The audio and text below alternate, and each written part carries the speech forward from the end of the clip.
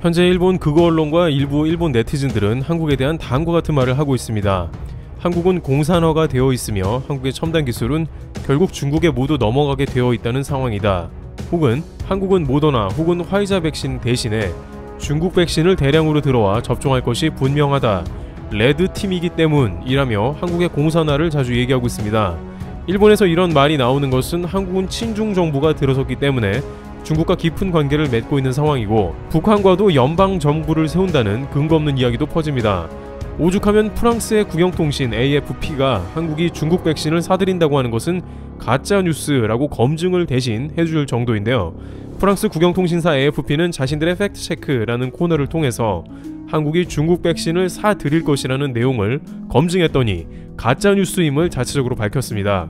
통신은 한국에서 돌고 있는 몇몇 페이스북 글을 발췌하여 왕이 부장이 한국에 와서 중국 백신을 팔도록 했다는 글들을 인용해서 알아보니 한국은 중국 제외 글로벌 백신 회사에 3천만 도스를 확보했고, 중국 백신 공급은 절대 가짜뉴스라는 것입니다. 이를 프랑스 통신이 대신 알아봐 줄 정도로 한중 관계는 뜨거운 감자라는 것이죠. 그만큼 해외에서도 정말 한국이 중국과 가까워서 백신을 비롯 다양한 중국과 밀착 행보에 대한 여부가 관심사라고 여겨지고 있습니다. 하지만 나름 그럴만한 이유가 있는 것이 중국의 행보가 심상치 않기 때문인데요. 최근 중국은 한국에 유독 러브콜을 보내고 있습니다. 미국에 새로운 행정부가 들어오니까 중국이 고립될 가능성이 있으므로 가까운 한국과 손을 잡고 우방을 만들어 보려는 다급한 움직임이라고 할 수 있습니다. 최근 왕이 부장까지 파견한 중국은 한국의 친밀감을 드러내는 동시에 부담도 지우는 모습입니다. 게다가 바이든 정부는 한국이 중국이 아닌 일본과 파트너십을 강화하라고 주문 중입니다. 그러나 일본이 봤을 때는 한국은 2019년 하반기와 2020년은 통째로 반일운동을 지속하고 있으며 아직까지도 불매운동이 매섭게 영향을 끼치고 있어 몇몇 일본 브랜드들은 고전을 면치 못하고 있습니다. 일본 맥주는 건강상의 우려까지 더해져서 사실상 퇴출이 되고 한국에서 일본의 위상은 추락했죠. 하지만 반대로 일본에서는 오히려 한류가 강화되었는데 2020년 일본의 유행어 탑10 중에 사랑의 불시착이 들어가 그야말로 한국이 일본 내에서 대단한 돌풍을 일으키며 많은 사람들 오히려 이미지 회복을 하기도 했습니다. 그러다 보니 일본 극우 정치권에서는 시샘도 나고 이제 한국이 공산화가 된다는 루머를 더욱 퍼뜨리는 것이죠.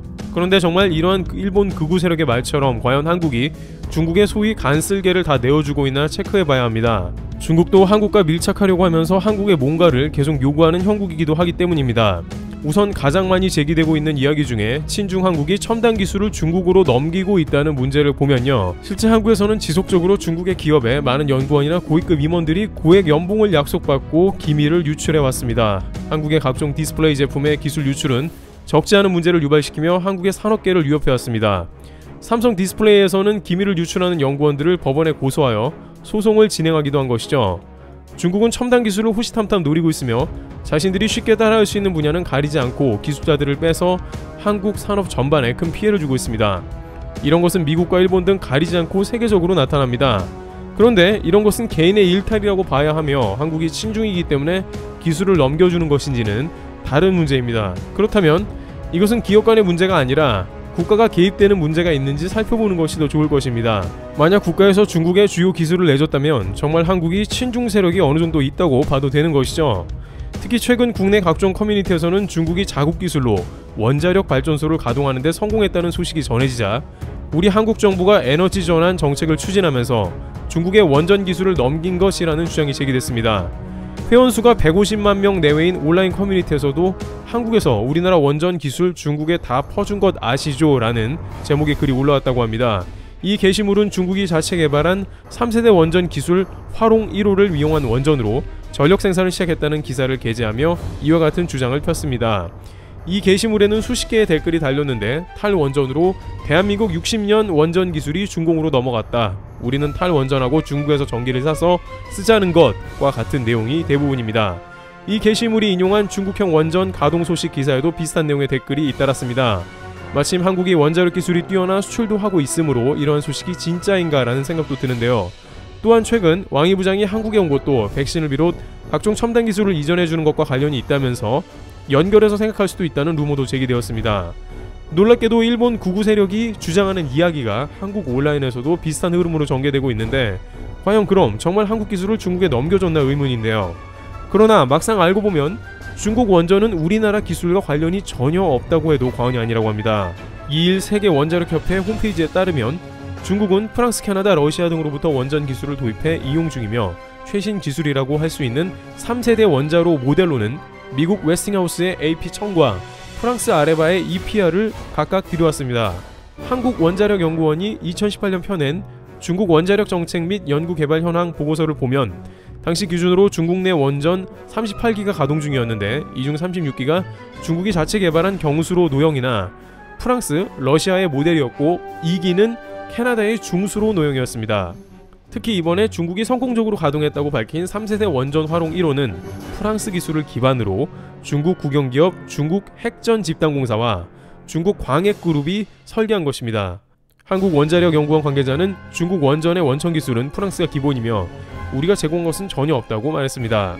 그렇다면 한국 원자력 수출이 최근 이뤄지고 이야기가 되고 있는데 그것은 뭐냐고 할 수 있는데요. 한국형 원전의 해외 진출은 2009년 3세대 가압 경수로인 APR1400의 아랍에미리트, UAE 수출이 유일합니다.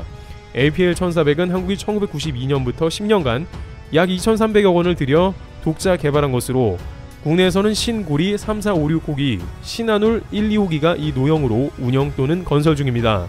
중국으로는 원전 원천 기술이 아닌 원전 시공이나 운영 정비 기술 수출이 간간히 이루어지긴 했다고 합니다. 한국수력원자력은 2014년 발전소 수요기기를 자동 제어하는 설비인 제호형 전산기의 운영 및 정비 기술을 중국 저장성 친산 원전에 수출했으며 체코와 폴란드 신규 원전 수출 노력도 진행 중이지만 중국 원전 관련 기술 수출은 이루어지지 않았습니다. 따라서 한국에서 국가적으로 수십 년간 개발한 원전 기술을 중국에 넘겨줬다는 것은 전혀 사실이 아닌 것입니다. 오히려 한국은 중국의 첨단 기술을 넘겨주는 것을 국가적으로 철저하게 경계하고 있는 상황이며 기업에서 개인의 일탈마저 없도록 관련 사안을 계속 점검하며 문제가 있을 때에는 처벌하고 있습니다. 지난 9월에는 카이스트에서 중국의 자율주행 기술을 유출했다는 혐의로 교수가 기소되기도 했습니다. 해당 기술인 라이다는 자율주행 차량의 눈으로 일컬어지는 핵심 센서로 국제 표준으로 채택되면 상당한 경제적 가치를 갖는 첨단 기술입니다. 카이스트는 결국 대국민 입장문을 내고 사과의 뜻을 밝혔습니다. 또한 한국 기업들에서도 중국에 공장이 있을지라도 핵심 기술만큼은 철저하게 보호한다는 입장을 보입니다. 대표적으로 반도체 기술은 중국에서 양산을 하지만 핵심 제조 기술은 절대 중국이 가져갈 수 없는 것이죠. 현재까지 중국은 수백 조의 개발 비용과 공장 건설 등 노력을 하고 있지만 아직까지도 이렇다 할 성과를 못 내고 있으며 중국 반도체의 선봉격인 칭화 유니는 2,200억 원을 갚지 못해 최근 사실상 파산에 가까워진 것으로 보입니다. 이는 한국 반도체 기업 투톱인 삼성과 하이닉스가 중국의 라인을 상당히 갖추고 인원과 장비를 투입하더라도 절대 핵심 기술의 유출이 없도록 전력을 다하고 있다는 의미가 되고 있습니다. 따라서 한국은 막상 중국의 첨단 기술 유출을 가장 경계하고 있으며 이는 절대 쉬운 일이 아니라는 것이 다방면에서 확인되고 있습니다. 이와 같이 중국은 한국에 러브콜을 보내고 협력하자며 손을 내밀고 있지만 한국은 경제관계는 유지하면서도 기술 유출 등은 철저히 방지하고 외교에 있어서 무리가 없도록 밸런스를 적절히 맞추고 있는 상황입니다. 중국도 절대 한국이 쉽지 않은 국가라고 느낄 수 있도록 자주 국방과 경제력을 더욱 키워나가야 할 것입니다. 트러블 튜브 여기서 마치겠습니다. 감사합니다.